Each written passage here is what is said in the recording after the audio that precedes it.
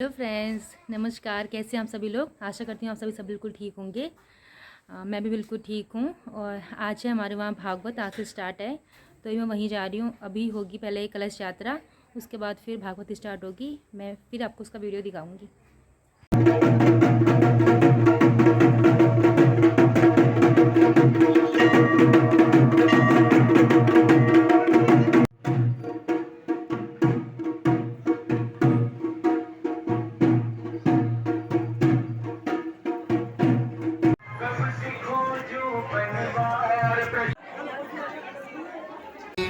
सहस्त्र नाम ने बिना सत्संग से विवेक की प्राप्ति नहीं होती है। माने मुझे क्या करना चाहिए, क्या नहीं करना चाहिए, धर्म क्या है, अर्थ क्या है, अधर्म क्या है, पाप क्या है, पुण्य क्या है, इसकी परिभाषा बड़ी विडंबना है। कोई नहीं कह सकता कि पाप क्या है, पुण्य क्या है। और वेद और व्यास जी ने एक श्लोक में संपूर्ण वेद पुराणों का निचोड़ कह दिया। व्यासस्य वचनद्वयम् परोपकाराय पुण्याय पापाय परपीडनम। सभी वेद पुराण शास्त्रों का सार कह दिया कि दूसरों का उपकार करना ही पुण्य है, दूसरों का अपकार दुख देना ही पाप है। पर यह मोटी मोटी भाषा है। कहीं पर दूसरे का अपकार करना भी पुण्य माना गया है और कहीं किसी का उपकार करना भी पाप माना गया है। कोई उपकार माने किसी का सहयोग करना, और कोई चोरी कर रहा है हम उसका सहयोग करें तो वहाँ पर धर्म है कि अधर्म है? अधर्म होगा। कोई गलत काम कर रहा है हम उसका सहयोग करें, और सहयोग करना तो पुण्य है, और कोई गलत कर रहा है हम उसका सहयोग करें तो वहाँ पर पाप हो जाता है। तो पाप पुण्य की परिभाषा बड़ी ही विडंबना है। तो इन वेद पुराण शास्त्रों का श्रवण करके ही हमको विवेक की प्राप्ति होती है। और यह सत्संग कब प्राप्त होता है? जब भगवान की कृपा होती है। भाग्योदय न बहुजन्म समर्जित के तारण का समय होता है, उनके सदगति पाने का समय होता है। तो उसी समय ऐसे महायज्ञ होते हैं। जहाँ पर ये यज्ञ होते हैं तो धन्या भागवती वार्ता, तो वह भूमि धन्य है, वह कुल धन्य होता है जिस घर में भागवत की कथा होती है। वह श्रोता धन्य है जो इन कानों के द्वारा भगवान की कथा को ही श्रवण करते हैं। तो बड़ा महात्म्य जो है भागवत का है। तो भगवत की कृपा हम सब पर हुई है, क्योंकि कोई सुन रहा है, कोई कर रहा है, कोई कह रहा है, कोई सहयोग कर रहे हैं। एक मिनट का सत्संग भी मनुष्य का भाग्य बदल सकता है। सत्संग बड़ी दुर्लभ चीज़ है। कुसंग तो हर घर में मिल जाएगा, हर गली में मिल जाएगा, हर गांव में कुसंग होता है, पाप होता है। और ऐसा सत्संग दुर्लभ होता है जहाँ भगवान के भक्त रहते हैं, यहाँ पुण्यात्मा मनुष्य रहते हैं। ऐसी ही जगह भगवान के चरित्रों का गायन किया जाता है। तो ये भागवत क्या है? वो माने वैराग्य, तो माने तिष्ठति, बैठते हैं, जहाँ पर वही ग्रंथ है भागवत ग्रंथ। तो जिस ग्रंथ का श्रवण करने के द्वारा ही मनुष्य के हृदय में भक्ति का वास हो जाता है। क्योंकि बिना भक्ति के भगवत की प्राप्ति नहीं होती है। और भक्ति तो है पर ज्ञान नहीं है। भक्ति के दो पुत्र हैं, ज्ञान और वैराग्य। भक्ति तो हम लोग खूब करते हैं पर हमको ज्ञान नहीं है, वैराग्य नहीं है। तो समझ लो ये भक्ति बांझ भक्ति है। इसलिए भक्ति के पुत्र ज्ञान और वैराग्य का जहाँ वास है वही ग्रंथ भागवत ग्रंथ कहलाता है। जिसको श्रवण करने मात्र से मनुष्य के हृदय में भगवान आकर के विराजमान हो जाते हैं। उन भगवान के प्रति जानने की जिज्ञासा प्राप्त हो गई, वही ज्ञान है। और मैं क्या हूँ, यह संसार क्या है, मैं क्या लेकर, कितने लोग गए, क्या लेकर के आए, क्या लेकर के गए, ये तो वैराग्य है। तीन जगह ही वैराग्य की उत्पत्ति होती है। पहली जगह है कथाओं में, या कथा आप लोग श्रवण करेंगे, ऐसा वैराग्य हो जाएगा कि मैं इतना जोड़ रहा हूँ, किसके लिए जोड़ूंगा? जब यह शरीर ही यहाँ जल करके भस्म हो जाएगा, रिश्ते यहीं टूट जाएंगे, तो फिर भी मैं किसके लिए जोड़ रहा हूँ? तो कथाओं में मनुष्य को वैराग्य प्राप्त हो जाता है। दूसरा वैराग्य हो जाया है मनुष्य को शमशान घाट में। अरे देखो इसको कितना चाहिए था और आज क्या ले गया, कुछ नहीं, जल रहा है। तीसरा वैराग्य होता है रोग में। जब भयंकर रोग लग जाता है मनुष्य को, उस समय वो माँ की भी याद नहीं करेगा, पिता की, भाई बहन पुत्र की याद नहीं। उस समय आता है भगवान, हे भगवान मेरी रक्षा करो। बीच में कोरोना आया ना, कोरोना में कोरोना में न मानने लिए भगवान माने आया ना। कोरोना में किसी ने कहा मेरा लड़का मेरा ना, अरे भगवान तेरा ही है, तू ही रक्षा कर। तो न मानने वालों ने भी भगवान को माना है, तो उस समय भगवान को याद करता है। अगर ऐसी ही मति मनुष्य की सदा बनी रहे तो संसार में वो कभी पाप करेगा ही नहीं, अधर्म करेगा ही नहीं, कलह करेगा ही नहीं। इसलिए मानव मात्र का जो परम धर्म है, वो परम धर्म है उस भगवान को प्राप्त करना। हम इस संसार में खाने पीने सोने के लिए ही नहीं आए हैं। खाने पीने सोने के साथ हमको भगवान ने मानव बना रखा है, तो मानव का परम धर्म है उस परमात्मा को, भगवान को प्राप्त करना, उस भगवान का चिंतन करना। क्योंकि 84 लाख जो योनियां होती है, अंतिम योनि मनुष्य योनि की होती है। इस मनुष्य योनि से अगर हमने सत्कर्म कर लिए, भगवत को प्राप्त कर लिया, फिर हमको और योनियों में जाने की आवश्यकता नहीं। मनुष्य योनि से ही हम मुक्त हो जाएंगे, भगवत को प्राप्त कर लेंगे। लेकिन इस मनुष्य योनि में भी हमने पाप किए, दुराचरण किया, अधर्म कर दिया, तो समझ लेना कि इस मनुष्य के बाद मुझे अब गाय बछड़ा आदि बनना पड़ेगा, आदि कीट पतंग योनियों में जाना पड़ेगा। तो इसलिए कर्म ऐसे करने चाहिए कि जिससे अंते नारायण स्मृति, अंत समय में भगवान की याद आ जाए, वही कर्म है। अंत समय में हमको लड़के की याद आवे, बहू की याद आवे, नाती की याद आवे, तो समझ लो हमने और जन्म लेना पड़ेगा। क्योंकि शास्त्र कहते हैं अंते या मति सागति, अंत समय में जिसकी मति जिस चीज में लगती है उसको वही बनकर बनना पड़ता है। आप कथा श्रवण करोगे आगे कि एक जड़ भरत जी हुए, वो जड़ भरत वन में गए और अंत समय में हिरण की याद आई। हिरण की याद आकर के देह को त्यागा तो हिरण के बच्चे के रूप में जन्म लेना पड़ा।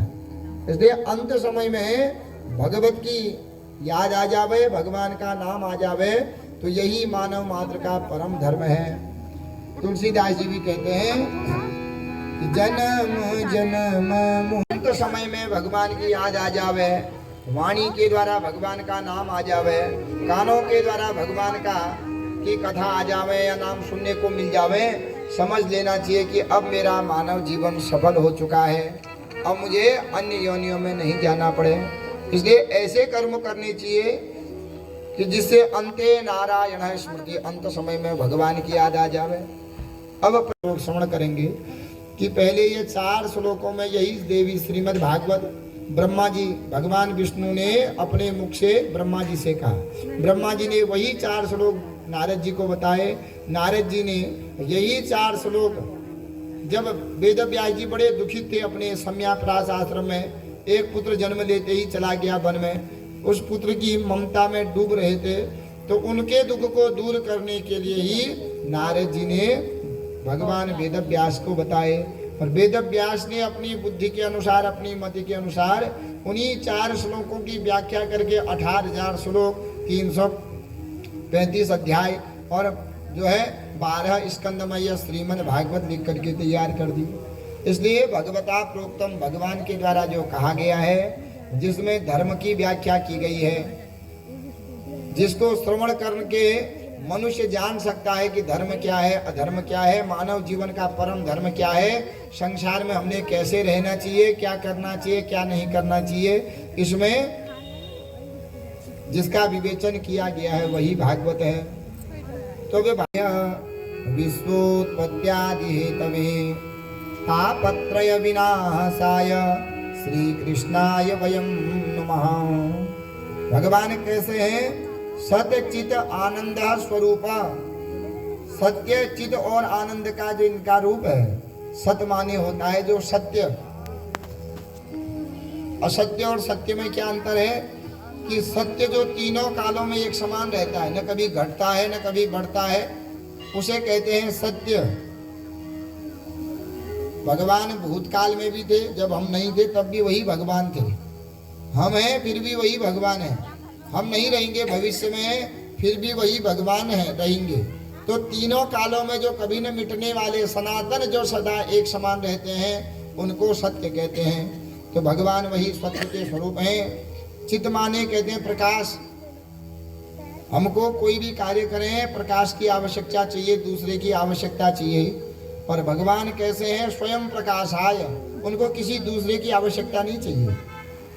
यही सृष्टि उपाई त्रिविध बनाई, संग सहाय न द्विजा। भगवान ने इतनी सृष्टि बनाई, उसको दूसरे की आवश्यकता नहीं बनती। हमें एक छोटा कमरा भी बनावे, मिस्त्री अलग चाहिए, लेबर अलग चाहिए, मटेरियल वाला अलग चाहिए, तो हम क्या हैं, दूसरे पर अधीन हैं। कोई भी काम करें, दूसरा आए तब हमारा काम होगा, लेकिन भगवान को किसी दूसरे की आवश्यकता नहीं है। इतनी सृष्टि बनाई पर संग सहाय न दूजा, भगवान के साथ कोई दूसरा नहीं है। ऐसे प्रकाशमान है कि अपने ही प्रकाश के द्वारा अपने कर्मों को कर लेते हैं। हमको दिन में सूर्य का प्रकाश चाहिए, रात्रि में लाइट का प्रकाश चाहिए, तो हम दूसरों के आधारित हैं। भगवान प्रकाशमान है। तीसरा विशेषता है, भगवान की आनंद के स्वरूप हैं। मानव भी क्या है, हम क्या है, ईश्वर अंश, भगवान के ही अंश हैं। हमको दुख क्यों मिल गया है कि नहीं है? हम भगवान के ही आनंद स्वरूप हैं। कैसे भगवान दर्शन हो नहीं कभी हुए हैं? किसी को भगवान के दर्शन हो ही नहीं तो कहो, सिर से हाँ कहो या नहीं कहो। हुए हैं? पूछ रहा आप लोगों से, हुए नहीं हुए? न हुए तो हुए हैं आप लोगों को, सबको भगवान के दर्शन हुए। आप भूल गए हो। देखो, जब आप माँ के गर्भ में थे, आपने गुरु पुराण सुनी होगी, कथाएं सुनी होंगी। 7वें महीने में जब हमारी बुद्धि खुल जाती है, तो 7वें महीने से वह गर्भगत भगवान की स्तुति करता है, और भगवान गर्भ में आते हैं हमको दर्शन देने के लिए। भगवान से कहता है, महाराज ऐसे मलमूत्र के कुंड में उल्टा लटका हूं, मुझे बाहर निकाल दो।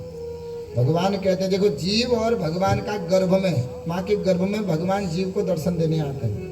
भगवान कहते हैं, क्या करेगा बाहर जाकर के? बाहर जाके भी तूने खाना पीना सोना ही है, यहाँ भी खाए पिए सोए रहो, वहाँ तो कमाना पड़ेगा, यहाँ बिना खाए ही तुझे मिल जा रहा है, यहीं सोए रहो। नहीं नहीं महाराज, बाहर जाऊंगा, बाहर निकाल दो। क्या करेगा महाराज? बाहर जाके सत्कर्म करूंगा, आपका ही नाम लूंगा, धर्म करूंगा, कर्म करूंगा। बड़ी स्तुति करता है। भगवान कहते नहीं नहीं, तू कितने जन्म ले लिए, हर बार ऐसा ही कहता है, लास्ट में बाहर जाके भूल जाता है। बहुत स्तुति करता है, महाराज निकाल दो, निकाल दो गर्भ से बाहर। भगवान को दया आ जाती है, भगवान कहते जा फिर बाहर जा, याद करना, मुझे भजेगा? हाँ महाराज भजूंगा, मैं इस गर्भ में पुनः नहीं आना चाहता। लेकिन जैसे ही माँ के गर्भ से बच्चा बाहर आया, तो गर्भ का ज्ञान गर्भ में ही रह गया। फिर गर्भ से बाहर आता है तो बच्चा क्या करता है? हंसता है कि रोता है? रोना शुभ माना जाता है कि अशुभ माना जाता है? अशुभ माना जाता है। कोई शुभ कार्य कर रहे हैं, रोया जाता है तो अशुभ माना जाता है। अब जिंदगी की शुरुआत ही हमारे कहाँ से हुई है? रोने से हुई है। तो सुखी हमको कहाँ से मिलेंगे? रहेगा कोई भी सुख? संसार में कोई सुखी नहीं है। जिसका जन्म होता है उसको दुख अवश्य मिलता है। देखो, भगवान राम रूप में आए, उनको सुख मिला क्या? नहीं मिला। कृष्ण जी आए, उनको सुख मिला क्या? नहीं मिला। तो संसारम दुखम आलयम, यह संसार क्या है? दुख का स्वरूप है। तो सुख कैसे मिलेगा संसार में? तो भगवान का नाम है आनंद।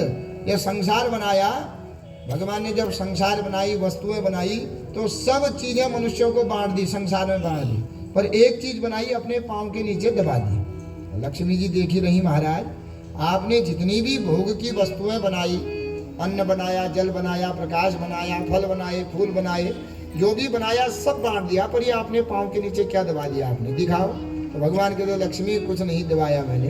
तो लक्ष्मी जब हट करने लगी, महाराज बता दो, तब भगवान कहते हैं, देवी मैंने अपने पांव के नीचे आनंद को दबा रखा है। तो महाराज ये आनंद क्यों? ये भी दे देते। भगवान कहते अगर ये आनंद दे देता फिर तो मुझे ही नहीं बसते। संसार में विषयों का आनंद क्या है? हम लोगों को गुलाब जामुन अच्छा लगता है, गुलाब जामुन खा लिया तो थोड़ी देर तो बढ़िया हो गया, ज़्यादा खा लोगे पेट खराब हो जाएगा, रोज रोज खाओगे डायबिटीज़ के मरीज हो जाओगे। थोड़ी देर खाने में तो आनंद है, पर बाद में भुगतना भी पड़ता है कि नहीं है? खाना भूख लगी है, खूब खाना खा लोगे तो फिर अजीर्ण हो जाएगा, फिर दवाई लेने जाओगे। तो संसार में जितनी भी चीज़ें हैं उनके पीछे थोड़ी देर का आनंद है, बाद में दुख ही दुख है। पर भगवान की भक्ति में पहले थोड़ा दुख है, क्योंकि आसन सिद्ध करना पड़ता है, मन को लगाना पड़ता है। और जिसने पहले भगवान को भक्ति में मन को लगा दिया, फिर बाद में ऐसा जो है आनंद आता है, फिर वो संसार का जो सुख है वो मनुष्य को कुछ भी नहीं होता उसके सामने। इसलिए भगवान कहते हैं ये संसार जो मैंने बना रखा है सब कुछ बांट दिया, पर आनंद मेरे ही पांव के चरणों में है। माने संसार का जीव संसार में कितना भी खोजे आनंद को, सुख नहीं प्राप्त करेगा जब तक मेरी चरणों में नहीं आएगा, तब तक उसको सुख की प्राप्ति नहीं होगी। इसलिए भगवान क्या है? आनंद के स्वरूप है। हम उसी भगवान के अंश हैं पर उस भगवान को भूल गए हैं, इसलिए हम लोगों को दुख है। उस भगवान के को अगर स्मरण करें, उन भगवान के चरण कमलों में चले जावें, तो फिर तो वो आनंद तो हमारा अधिकार है। क्योंकि भगवान क्या है? वो जगन्नाथ है, जगत के पिता हैं और जगत की माता है, तो हम तो सब उनके पुत्र हैं। माता पिता की प्रॉपर्टी किसके नाम में होती है? बच्चे के नाम में। कब होगी? जब बच्चा माता पिता का आज्ञाकारी होगा तभी तो होगी। माता के पिता के अनुसार धर्म कर्म करेगा तभी होगी। वही बच्चा अगर नालायक होता, माता पिता बेदखल कर देते हैं, करते हैं कि नहीं करते हैं? भैया इसकी हमारे बाद ये हमारी जो प्रॉपर्टी है इसके नाम में नहीं रहेगी। तो इसी प्रकार भगवान का जो वैकुंठ है उस पर हमारा जन्म सिद्ध अधिकार है। क्योंकि हम सब क्या हैं? ईश्वर अंश जीव अविनाशी। ईश्वर अंश जीव अविनाशी। ईश्वर अंश जीव अविनाशी। ईश्वर अंश जीव अविनाशी। चेतन अमल सहज सुख राशि। चेतन अमल सहज सुख राशि। चेतन अमल सहज सुख राशि। चेतन अमल सहज सुख राशि। बाहर के मैल को दूर कर रही है, लेकिन अंदर से तो मनुष्य मैला ही है। और भगवान क्या देखते हैं? तन देखते हैं कि मन देखते हैं? भगवान रूप रंग थोड़ी देखते हैं। ये काला है, ये गोरा है, या खूब क्रीम पाउडर लगा के आया है, भगवान वो थोड़ी देखते हैं। ये ब्यूटी पार्लर जाकर खूब क्रीम पाउडर लगाते हैं, ये तो हम लोगों के लिए हुए, बाहर की आंखों के लिए हुए।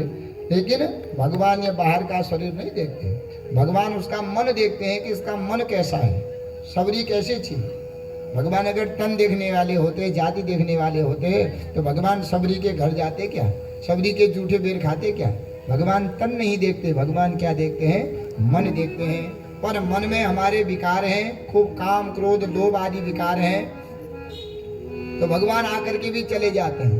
तो भगवान विचार करते हैं कि मेरी पाँव के द्वारा निकली हुई गंगा बाहर से तो पवित्र करती है, पर अंदर से कौन पवित्र करेगी? तब अंदर से पवित्र करने के लिए भगवान ने अपने मुखार बिंद से भागवत रूपी गंगा निकाली। क्योंकि भागवत सुनने से हमारे मन में जो मैल है वो मैल धुल जाता है और हम निर्मल हो जाते हैं। और निर्मल जब होकर के एक बार भी भगवान को पुकार लेंगे तो हमको भगवत की प्राप्ति हो जाती है, सभी प्रकार के कार्य सफल हो जाते हैं।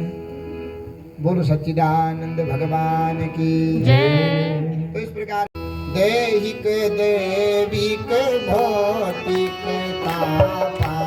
दैहिक दैविक भौतिक तापा। दैहिक दैविक भौतिक तापा। दैहिक दैविक भौतिक तापा।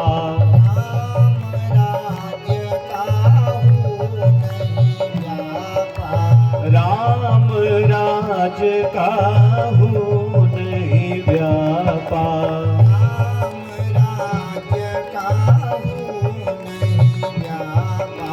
राम राज्य काहू नहीं व्यापा। शरीर में कोई रोग लग गया है, कोई बीमारी लग गई है। दूसरा दैविक देवताओं का प्रकोप होना, कहीं बाढ़ आना, कहीं भूकंप आना, कहीं उल्कापात होना।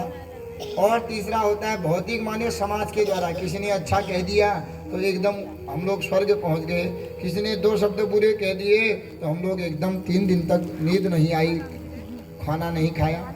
तो भगवान के चरणों में जो चला जाता है, जहाँ भगवान का राज होता है, जिस घर में भगवान का वास होता है, तो ये तीनों ताप वहाँ स्पर्श भी नहीं कर पाते हैं। तापत्रयोन्मूलनम, तीनों प्रकार के जो ताप हैं वो जड़ से उखाड़ के भगवान फेंक देते हैं। तो ऐसे भगवान श्री कृष्ण को हम सब श्री कृष्णाय वयम, हम सब नमः प्रणाम करते हैं। बोलो सच्चिदानंद भगवान की जय। उनका एक ही जीवन है कि कथा मात्रैक जीविनः, भगवान की कथा ही श्रवण करते हैं। भूख लगे भगवान की कथा सुनते हैं तो भूख दूर हो जाती है, प्यास लगे भगवान की कथा सुनते हैं तो प्यास दूर हो जाती है, कि गर्मी ज़्यादा लगे कथा सुने तो गर्मी दूर हो जाती है, ठंड लगे कथा सुने तो दूर हो जाती है। तो कथा मात्रैक जीविनः, जिनका जीवन का आधार केवल क्या है, कथा है, भगवान का नाम ही ऐसे आधार है। तो 28,000 ऋषि नैमिषारण्य में रहते हैं। एक दिन सूत जी महाराज वहाँ गए तो उन 28,000 ऋषियों ने सूत जी का बड़ा स्वागत किया। ये सूत जी कौन है? वेद व्यास जी के शिष्य हैं। वेद व्यास जी के अनेक शिष्यों में यह सूत जी प्रधान शिष्य हैं, जिन्होंने अपने गुरु की सन्निधि में रहकर के 4 वेद, 6 शास्त्र, 18 पुराणों का विधि पूर्वक अध्ययन किया है। तो उन ऋषि लोगों को बड़ा संतोष हुआ कि ऐसे ज्ञानी सूत जी महाराज हमारे मध्य आए हैं। सूत जी का सम्मान किया, सुंदर आसन पर बैठा करके उनमें से जो 28,000 ऋषि अगर एक साथ बोलते तो उनकी बात समझ में आती नहीं आती। तो उन सब ऋषियों का प्रतिनिधित्व करते हुए जो शौनक जी हैं, जो प्रधान ऋषि हैं, वह हाथ जोड़ करके सूत जी से पूछ रहे हैं कि हे महाराज, त्वया खलु पुराणानि सेतिहासानि चानघ आख्यातान्यधीतानि धर्मशास्त्राणि नान्येह। हे महाराज, आपने विधि पूर्वक अपने गुरु के सन्निधि सभी वेद पुराण शास्त्रों का अध्ययन किया है, और आज हमारे पुण्य के प्रभाव से, भगवत के कृपा से हमारा भाग्योदय होने का है, इसलिए आप जैसे विद्वान हमारे मध्य आए हैं। तो महाराज, हम आपसे एक प्रश्न पूछते हैं। हमारे मन में बहुत शंकाएं हैं, आप हमको कोई ऐसी कथा सुनाइए जिससे कि भक्त्योग वर्धनम यच्च कृष्ण संतोष हेतुकम, भक्ति की प्राप्ति हो जाए महाराज। क्योंकि मोक्ष को देने वाले, ज्ञान देने वाले बहुत शास्त्र हैं, पर यह नहीं कि ज्ञान के द्वारा मनुष्य को मुक्ति मिल जाए, जरूरी नहीं है। क्योंकि जहाँ ज्ञान आ जाता है वहाँ अहंकार भी आ जाता है। मैं ज्ञानी हूँ, अरे मैं किसी से कम थोड़ी हूँ, मैं क्यों झुकूँ। और जहाँ पर सिद्धि आ जाती है, सिद्धि माने मैंने देवता सिद्ध कर लिया है, अरे मैं तो ज्योतिषी हूँ, मैं तो प्रत्यक्ष किसी का भाग्य बता सकता हूँ। तो सिद्धि जहाँ पर आ गई वहाँ पर प्रसिद्धि मिल जाती है मनुष्य को। नमस्कार होने, चमत्कार दिखाने लगे, नमस्कार करने लगे तो मनुष्य को गर्व हो जाता है, मैं किसी से कम थोड़ी हूँ, अरे मैं तो चमत्कार करता हूँ, मैं तो वो हूँ। तो सिद्धि में भी क्या है, पतन का डर रहता है। ज्ञान में भी अहंकार आ गया, पतन का डर रहता है। पर यह भक्ति ऐसी औषधि है आयुर्वेदिक कि इसमें पतन का डर नहीं रहता है। जितनी भक्ति करते रहेगा मानव, उतना विनम्र होते रहेगा, उतना उसके हृदय में भगवान की प्राप्ति जो है आते रहेगी। आंवला होता है, एकदम चबा करके खाओगे तो क्या होता है, कड़वा लगता है, लेकिन धीरे धीरे आंवला डाले रहोगे मुंह में, पानी पीते रहोगे तो क्या होगा, धीरे धीरे वह अमृत आता रहेगा, रस आते रहेगा, मीठा लगता रहेगा। तो इसी प्रकार भक्ति भी ऐसा आंवला है, भक्ति रूपी आंवला जिसने मुख में डाल दिया है, धीरे धीरे चूसते रहो, ऐसा आनंद आते रहेगा कि फिर संसार में जो हमारी माया लगी है वो छोड़ने की जरूरत नहीं है। भगवान धीरे धीरे अपने आप छुड़ा देंगे और भगवान में अपने आप आसक्ति लगती रहेगी। इसलिए महाराज, भक्ति की प्राप्ति किससे होती है, ज्ञान वैराग्य की प्राप्ति किससे होती है महाराज? आप हमें ऐसी कथा सुनाइए। भक्त्योग वर्धनम यच्च कृष्ण संतोष हेतुकम तदहम ते विधास्यामि सावधानतया सुनो। महाराज, जिससे भक्ति की प्राप्ति हो जाए, ज्ञान और वैराग्य की प्राप्ति हो जावे। श्रेयसाम यद भव श्रेय पावनानाम च पावनम, श्रेष्ठों में भी जो श्रेष्ठ है, पवित्रों को भी पवित्र करने वाला है, भगवान श्री कृष्ण के प्राप्त कराने वाला अगर कोई कथा है, कोई ग्रंथ है, तो आप महाराज हमको सुना दीजिए। क्योंकि महाराज, जो भागवत रूपी कथा रूपी अमृत है, यह स्वर्ग में अमृत तो मिलता है, पर यह कथा रूपी अमृत नहीं मिलता है। तो सुखदेव जी विचार करते हैं कि देखो, यह अमृत कब प्राप्त होता है, जब जन्मजात से मनुष्य पुण्य करे, मरते समय में भगवान का चिंतन करते हुए मरे, उसके बाद वह स्वर्ग में जाता है, तब अमृत पिलाया जाता है। और अमृत का प्रभाव कब तक रहता है? जब तक उसके पुण्य है तब तक ही यह स्वर्ग में राज करता है। क्षीणे पुण्य मृतलोके विशन्ति, जिस दिन पुण्य नष्ट हो जाते हैं तो स्वर्ग से धक्का मार करके मृतलोक में गिराया जाता है। माने स्वर्ग में हम तभी तक रहेंगे जब तक हमारे पुण्य हैं। जिस दिन हमारे पुण्य नष्ट हो जाएंगे उस दिन हमको स्वर्ग से इस मनुष्य योनि में गिराया जाता है। हम लोगों ने होटल में गए, जितने दिन तक बुक किया होगा, जितने दिन तक का जो है किराया दिया होगा, उस दिन तक तो जो ऑर्डर करेंगे मिल जाएगा, खूब आव भगत भी होगी। और जिस दिन हमारा जो समय अवधि है नष्ट हो जाएगी, उसके दूसरे दिन भी अगर वहीं रहेंगे और ऑर्डर करेंगे तो आएंगे 2 वेटर और हाथ पकड़ के धक्का मार करके फेंक देंगे फिर। तो ऐसा ही स्वर्ग का भी है। स्वर्ग में तभी तक रहते हैं जब तक हमारे पुण्य हैं। जिस दिन हमारे पुण्य नष्ट हो जाते हैं, स्वर्ग से धक्का मार करके मृत्युलोक में गिराया जाता है। और यह अमृत स्वर्ग में ही मिलता है। और अमृत का फल क्या है कि स्वर्ग से मृत्युलोक में गिराना। और यह भागवत रूपी अमृत क्या है? कोई कैसा भी पापी हो, दुराचारी हो, भ्रष्टाचारी हो, पापात्मा हो, दुष्ट आत्मा हो, एक बार भी अपने जीवन में भागवत की कथा को कर ले, कह ले या सुन ले, तो इसके सुनने मात्र से भी वह जो है इस मृत्युलोक से स्वर्ग चला जाता है। तो दोनों की अमृत की जब तुलना करी कि एक स्वर्ग से नीचे गिराने वाला है अमृत, और भागवत रूपी अमृत नीचे से ऊपर को ले जाने वाला है। और एक बार भागवत कथा रूपी अमृत का पान करने से मनुष्य को फिर मनुष्य या अन्य योनियों में नहीं आना पड़ता, वह मुक्त हो जाता है। तो इसलिए सुखदेव जी ने उन देवताओं को डांटा कि हे देवताओं, तुम चाहे स्वर्ग के देवता हो, पर तुम इस अमृत को पीने के अधिकारी नहीं हो। क्यों नहीं हो? क्योंकि तुम्हारे हृदय में श्रद्धा नहीं है। और दूसरा, तुम बड़े चालाक हो, स्वकार्य कुशलाहा सुरा, अपने कार्यों को करने में बड़े कुशल हो। जो चालाक आदमी होता है वह अगर अपना काम निकालना है तो क्या करेगा? आपके पास आकर के आपकी लाभ की बात करेगा। उदाहरण में LIC वालों ना, LIC वाले तो इतना जो है वो दे देंगे, लाभ दिला देंगे कि तुमको लगेगा कि जीने से मरने में फायदा है कि नहीं? वो कितना लाभ गिना देते हैं, क्योंकि उस लाभ के पीछे उनका लाभ छिपा रहता है। तो देवता लोग भी क्या करते हैं कि परीक्षित की बात करते हैं, महाराज परीक्षित को अमृत पिला दो, स्वर्ग चले जाएगा, यहाँ का राजा बन जाएगा, मृत्यु से मुक्त हो जाएगा। लेकिन सुखदेव जी विचार करते हैं कि राजा परीक्षित तो बाद में छोड़ो, यह क्या देना चाहते हैं? स्वर्ग का अमृत देना चाहते हैं। स्वर्ग का अमृत क्या होता है कि जब तक पुण्य है तब तक स्वर्ग में वास, पुण्य समाप्त हो गए तो स्वर्ग से पुनः मृत्युलोक में आना पड़ेगा। और यह मृत्युलोक की जो यह भागवत रूपी अमृत है, यह मृत्युलोक से स्वर्ग पहुंचा देता है। इसलिए कौन दोनों में तुलना करी तो श्रीमद् भागवत को श्रेष्ठ कह करके देवताओं से कह दिया कि हे देवताओं, तुम इस भागवत के अधिकारी नहीं हो। क्यों? कथा सुधा कथा लोके कांच को मणिर महान। देखो देवताओं, तुम तो बड़े ठग हो, बड़े चालाक हो।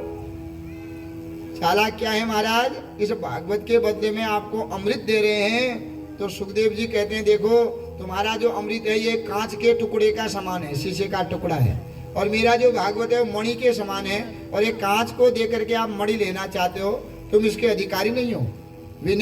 विनिमय माने अदला बदली उसी चीज की होती है जो समान द्रव्य की हो, पर आप तो कांच का टुकड़ा दे करके भागवत रूपी अमृत लेने चाहते हो।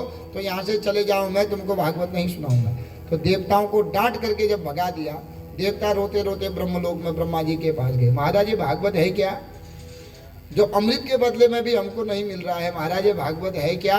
इसकी विशेषता क्या है? ब्रह्मा जी कहते हैं मैं भी भागवत नहीं जानता हूँ, देखो 7 दिन तक सुनो तो सही, आखिर देखे रहो क्या होता है। तो सब देवता लोग ऊपर से देखे रहे। 7वें दिन सब देवता देखते हैं कि राज्यो मोक्षम तथा वीक्ष्य पुरा धातापि विस्मितः सत्यलोके तुलाम बद्ध्वा तौलयत साधनान्यजः। 7वें दिन देवताओं ने देखा कि जिस राजा परीक्षित को श्राप मिला है मृत्यु का, एक तो ब्राह्मण का श्राप है, दूसरा सर्प के द्वारा राजा की मृत्यु हुई, जिसने नरक जाना चाहिए, पर इस भागवत की कथा को सुन करके वह कहाँ चला गया? सत्य ही वैकुंठ को चला गया। तो धन्य भागवती वार्ता, धन्य है भागवत की वार्ता, जिसने नरक जाना चाहिए उसको स्वर्ग पहुंचा दिया है। तो ब्रह्मा जी ने इस भागवत की तुलना सभी शास्त्रों से की। अपने हाथ में तराजू पकड़ा, एक तरह चारों वेद रख दिए, 5वां वेद महाभारत रख दिया, 6 शास्त्र रख दिए, 17 पुराण रख दिए और दूसरी तरफ श्रीमद् भागवत का जो है ग्रंथ रख दिया। उठा करके देखा तो लघु अन्यानि जातानि गौरवेण इदम। उठाया तो क्या देखा, जिस पलड़े में भागवत थी वह पलड़ा नीचे बैठा हुआ है और सभी पलड़ा जिसमें अनेक धर्म ग्रंथ है वह ऊपर उठ गया है। इसका मतलब ब्रह्मा जी समझ गए कि ये भागवत कोई साधारण ग्रंथ नहीं है। क्या है? मेंद्रे भगवत रूपम शास्त्रम भागवतम कलो पठना श्रवणा सद्यो वैकुंठ फलदायकम। कलयुग में ब्रह्मा जी ने डिम डिम घोष कर दिया कि हे ऋषियों, हे देवताओं, कलयुग में इस भागवत के समान लोग जो है भुक्ति मुक्ति को देने वाला जो ग्रंथ है वह संसार में कोई नहीं है। इसलिए कलयुग में सभी वेद पुराण और शास्त्र जो काम नहीं कर सकते हैं वह काम केवल श्रीमद् भागवत की कथा कर सकती है। इसको पढ़ने से, सुनने से, मनन करने से वैकुंठ फलदायकम, वैकुंठ का फल प्राप्त हो जाता है। और सप्ताह श्रवणे सुतम चेतत सर्वथा मुक्तिदायकम, 7 दिन में